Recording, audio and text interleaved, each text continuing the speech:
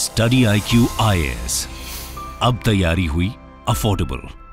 नमस्कार दोस्तों, भारतीय डिप्लोमेसी की एक बहुत बड़ी जीत हुई है, इसमें कोई दो राय नहीं है। क्योंकि मैं आपको बता दूं, आज सुबह तक ऐसा लग रहा था कि G20 का एक जॉइंट डिक्लेरेशन ये शायद साइन नहीं हो पाएगा। क्योंकि मैं आपको बता दूं, कई ऐसे मुद्दे हैं जैसे क्लाइमेट क्राइसिस हो गया, रशिया यूक्रेन का वॉर हो गया, इसको लेकर जो 20 देश हैं, मतलब 19 कंट्रीज प्लस यूरोपियन यूनियन, ये जो G20 के कंट्रीज हैं वो एक साथ सहमत नहीं हो पाते। क्योंकि रशिया चाइना एक तरफ है, बाकी के देश एक तरफ हैं, जिसकी वजह से एक ज्वाइंट डिक्लेरेशन होता है ना। ज्वाइंट डिक्लेरेशन कहने का मतलब सारे देश एक साथ मिलकर कहें कि हां, ये जो डॉक्यूमेंट डिक्लेयर किया गया है हम इसको मंजूरी देते हैं।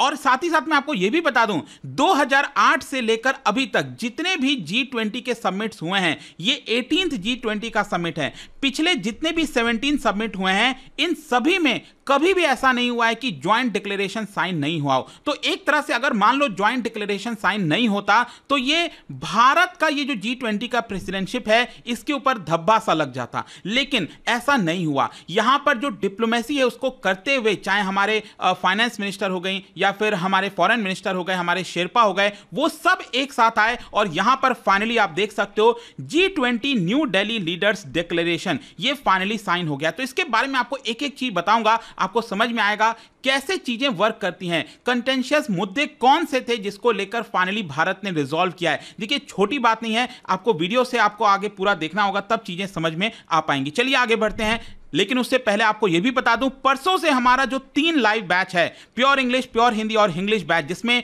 प्रीलिम से लेकर इंटरव्यू तक की पूरी तैयारी 2024 के लिए, यूपीएससी 2024 के लिए कराया जाएगा, वो स्टार्ट होने वाला है। हमारे वेबसाइट ऐप पर जाइए, कमेंट सेक्शन में भी इसका लिंक है, वहां पर जाकर यूज करना है कोड अंकित लाइव। ये कोड इस्तेमाल करने से आपको मैक्सिमम डिस्काउंट मिलता है। और इसके अलावा अगर आप एमसीक्यूज अटेम्प्ट करना चाहते हैं तो मेरे इंस्टा पेज पर जा सकते हैं, वहां पर स्टोरीज में जितने भी एमसीक्यूज हैं उसको आप अटेम्प्ट कर पाएंगे।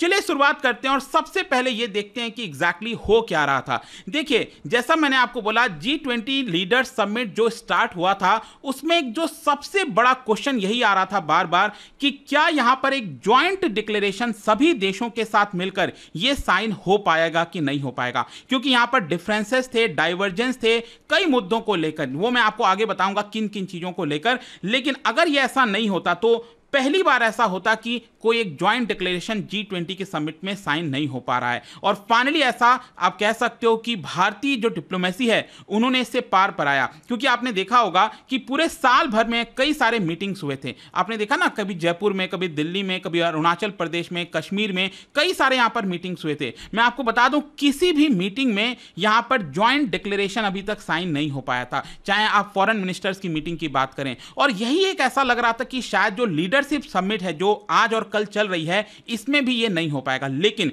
पीएम मोदी ने आज दोपहर में, आई थिंक लगभग 2 बजे के आसपास हो रहा था, मैं सब कुछ ट्रैक ही कर रहा था, तभी यहां पर उन्होंने ये अनाउंस किया कि I have received good news. ये पीएम मोदी ने बोला, due to hard work of our team consensus has been built on New Delhi G20 leadership summit declaration. और इसीलिए उन्होंने कहा कि it is my proposal that this G20 declaration be adopted. ये PM Modi ने कहा और इसको अप्रूव कर दिया। वहां पर जितने भी मेंबर्स थे, लीडर्स थे, वर्ल्ड के बाइडेन जितने भी थे, उन सभी ने अपना सर हिलाया और कहा कि यस वी अप्रूव दैट। और फाइनली ये अप्रूव हो गया और ये अडॉप्ट कर लिया गया है। और साथ ही साथ मैं आपको एक इंटरेस्टिंग चीज बताता हूं कि पीएम मोदी ने स्पेशल धन्यवाद दिया शेरपास को लेकर। मतलब हमारे जो मिनिस्टर्स हैं, जो ऑफिशियल्स हैं, स्पेशली जो शेरपा आपको पता होगा ना, शेरपा मतलब होता है वो देश को रिप्रेजेंट करते हैं। वो हर बार तो ऐसा नहीं हो पाएगा कि प्राइम मिनिस्टर, प्रेसिडेंट बार बार चीजों को लेकर बातचीत करें अलग अलग देशों के साथ। तो इसके लिए एक शेरपा अपॉइंट किया जाता है। भारत की तरफ से जो शेरपा थे वो थे Amitabh Kant.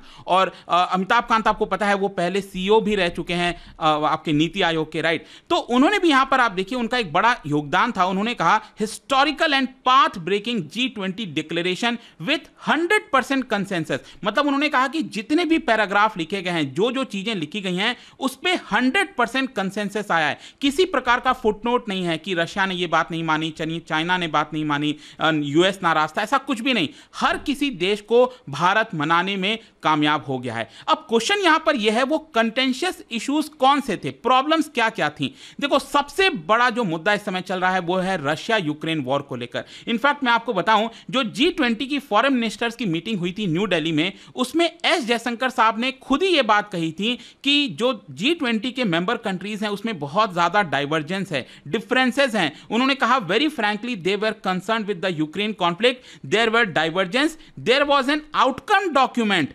Instead of a joint statement. मतलब कि जो एक जॉइंट स्टेटमेंट आना चाहिए था उसके बजाय जो फॉरेन मिनिस्टर्स की मीटिंग हुई थी उसमें एक आउटकम डॉक्यूमेंट लाया गया था, और यह बड़ी चिंता की बात थी। यहीं से लग रहा था कि क्या यहां पर भारत में जो ये जो समिट होगा फाइनली, जो आज और कल हो रहा है, क्या इसमें पास हो पाएगा कि नहीं। और क्योंकि एक और चीज आपको समझना है, क्योंकि रशिया यूक्रेन वॉर का जब मुद्दा आता है ना, तो वेस्टर्न कंट्रीज, यूरोपियन कंट्रीज वो भारत से काफी नाराज थे। आपने देखा होगा क्यों? क्योंकि भारत ने पूरी तरह से डायरेक्ट तरीके से कंडेम नहीं किया था रशिया के इन्वेजन को, क्योंकि रशिया भारत के बीच में काफी अच्छी खासी पार्टनरशिप है, तो भारत एक तरह से बैलेंस बनाकर चल रहा था। इनफैक्ट यूएस के नेशनल सिक्योरिटी काउंसिल जो कोऑर्डिनेटर हैं जॉन किर्बी, उन्होंने अभी जस्ट 2 दिन पहले 7 सितंबर को यह कहा, G20 समिट में जाने से पहले उन्होंने यह बात कही कि एक ज्वाइंट डिक्लेरेशन रशिया और वेस्ट के बीच में आना बहुत मुश्किल है, क्योंकि यहां पर उनका कहना था कि रशिया हमारी बातों को शायद नहीं मानेगा और वो डिक्लेरेशन के ऊपर साइन नहीं करेगा। फिर इसके अलावा यहां पर आप देख सकते हो दूसरी तरफ जो रशिया के फॉरेन मिनिस्टर, आपको पता है पुतिन नहीं आए हैं, लेकिन जो रशिया के फॉरेन मिनिस्टर हैं लावरोव, उन्होंने भी ये बात कही। उन्होंने ये कहा कि अगर मॉस्को के व्यू को अगर नहीं रखा जाता है डिक्लेरेशन में, तो हम भी इसको लेकर साइन नहीं करेंगे। आई होप आप समझ पा रहे होगे अब कि कितना ज्यादा डिफिकल्ट हो जाता है डिप्लोमेसी में इन सारी चीजों को हैंडल करना। एक तरफ रशिया है, चाइना है, दूसरी तरफ वेस्टर्न कंट्रीज हैं, यूएस हैं, दोनों अपने बात पर अड़े हुए थे, लेकिन कहीं ना कहीं भारत को इसको सुलझाने की जरूरत थी। फिर जो दूसरा एक और बड़ा मुद्दा मैं आपको बताता हूं, वो था आपका क्लाइमेट क्राइसिस को लेकर। अब क्लाइमेट क्राइसिस में यह था कि यहां पर जो क्लाइमेट से निपटने के लिए जो हमारा गोल होना चाहिए, सस्टेनेबल डेवलपमेंट की तरफ जो गोल होना चाहिए, वो हमारा किस तरह का होगा। क्या जब हम बात करते हैं फॉसिल फ्यूल को खत्म करने की, तो क्या हम सिर्फ कोयले को अभी हमें खत्म करना है, या फिर फॉसिल फ्यूल को कंप्लीटली हटा देना है और रिन्यूएबल एनर्जी की तरफ बढ़ना है। इसको लेकर भी बहुत ज्यादा कंटेंशन आपको देखने को मिलेगा, क्योंकि G20 कंट्रीज ये वो देश हैं, आपको पता होना चाहिए, जो कि 80% एमिशन, दुनिया में जितना भी एमिशन होता है उसका 80% जिम्मेदारी इन्हीं G20 कंट्रीज के ऊपर है। तो जरूरी है कि ये G20 कंट्रीज सहमत हों, तभी यहां पर जो फॉसिल फ्यूल का यूजेज है वो कम हो पाएगा और हम रिन्यूएबल एनर्जी की तरफ जा पाएंगे और क्लाइमेट चेंज को रोक पाएंगे। एक्चुअली क्या हुआ था, इसके पहले जब जुलाई में मीटिंग हुई थी क्लाइमेट मिनिस्टर्स की, एनर्जी एंड क्लाइमेट मिनिस्टर्स की, तो वहां पर भी बहुत डिफरेंसेस था और एक ज्वाइंट डिक्लेरेशन साइन नहीं हो पाया था। लेकिन अगेन यहां पर भी भारत कामयाब हुआ है, वो मैं आपको आगे बताऊंगा। क्लाइमेट चेंज को लेकर क्या एक बड़ा चीज किया गया, एक फंड की बात कही गई, वो मैं आपको आगे बताऊंगा। खैर यहां पर एक और जो देश है जो कि स्पॉइल स्पोर्ट क्रिएट कर सकता था, वो है चाइना, क्योंकि यहां पर आप देख सकते हो कल की ही बात है, यूके के पीएम सुनक, ऋषि सुनक, उन्होंने ये बात कही इंटरव्यू में कि चाइना ऑब्जेक्ट कर रहा है क्लाइमेट चेंज को लेकर, मतलब क्लाइमेट चेंज से रिलेटेड जो इश्यूज हैं उसमें यहां पर कहीं ना कहीं चाइना ऑब्जेक्ट कर रहा है और यहां पर वो रोड ब्लॉक क्रिएट कर सकता है। लेकिन बीजिंग की तरफ से भी बयान आ गया कल जो है कि हम भी चाहते हैं यहां पर कुछ पॉजिटिव आउटकम आए। और फाइनली मैं वापस से ये कहूंगा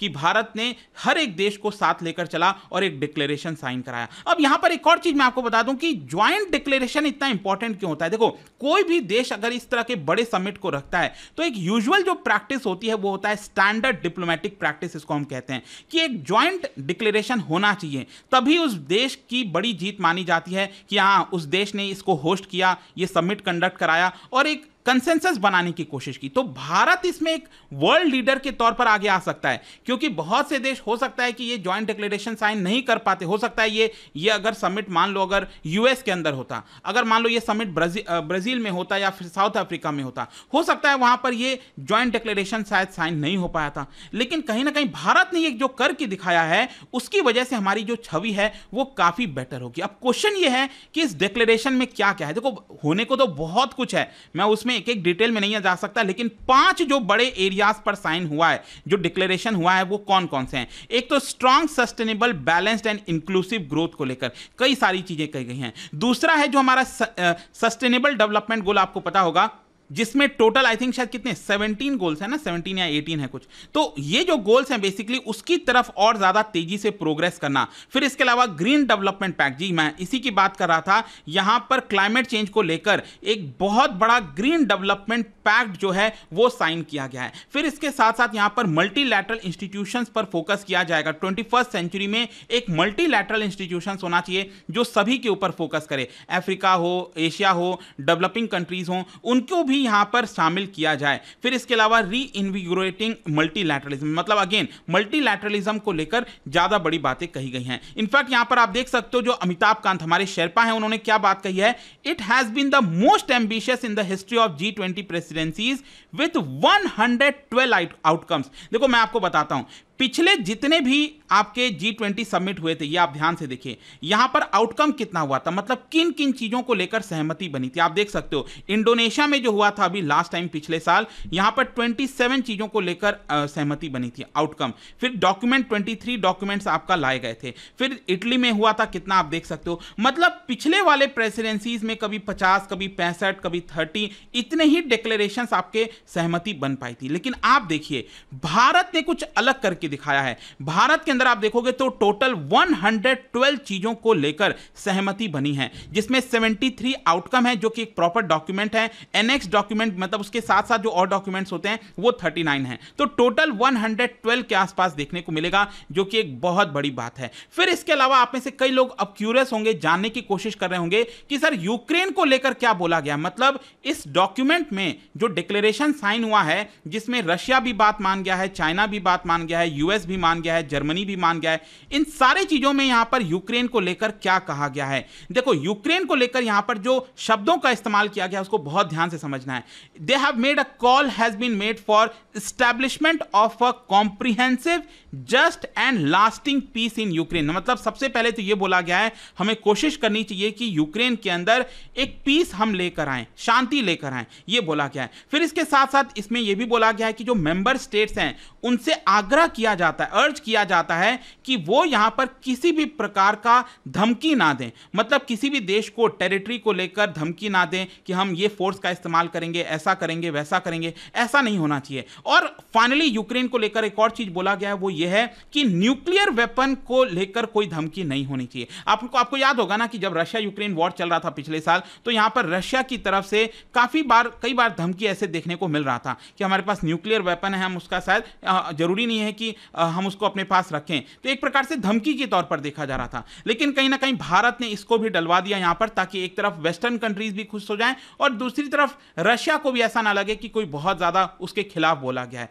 तो यहां पर न्यूक्लियर वेपन का भी शब्द जो है वो उसके अंदर जोड़ा गया है कि इसका धमकी यूक्रेन वॉर के दौरान नहीं होना चाहिए, बिल्कुल भी। ठीक है, तो ये कई चीजें हैं। इससे रिलेटेड और भी अगर कुछ इंपॉर्टेंट जो टॉपिक्स हैं जो डिक्लेरेशन में साइन हुए हैं वो मैं आपके लिए लाता रहूंगा। बट आई होप कि इससे आपको काफी कुछ जानने को मिला होगा। जाने से पहले एक इंटरेस्टिंग क्वेश्चन, क्या आप बता सकते हो G20 समिट का पहला जो कंट्री है वो कौन सा था जिसने होस्ट किया था? इसका राइट आंसर आप सबको पता है, मेरे इंस्टाग्राम पर तो मिलेगा ही। वहां पर अगर आप नहीं हो कोई बात नहीं, टेलीग्राम से ले सकते हैं इसका सही उत्तर। मैं कई सारे जो एमसीक्यूज हैं वो यहां पर स्टोरीज में डालता रहता हूं। बाकी अगर आपको पीडीएफ चाहिए तो टेलीग्राम पर आइए, अलग अलग सोशल मीडिया पर आप जुड़ पाओगे। और जैसा मैंने आपको बताया, यूपीएससी की अगर आप तैयारी कर रहे हो, just use the code Ankit live to get maximum discount. And I hope कि वीडियो आपको पसंद आया होगा। मिलता हूं आपसे next time. Till then, thank you very much, see you soon. Study IQ IAS, अब तैयारी हुई अफोर्डेबल।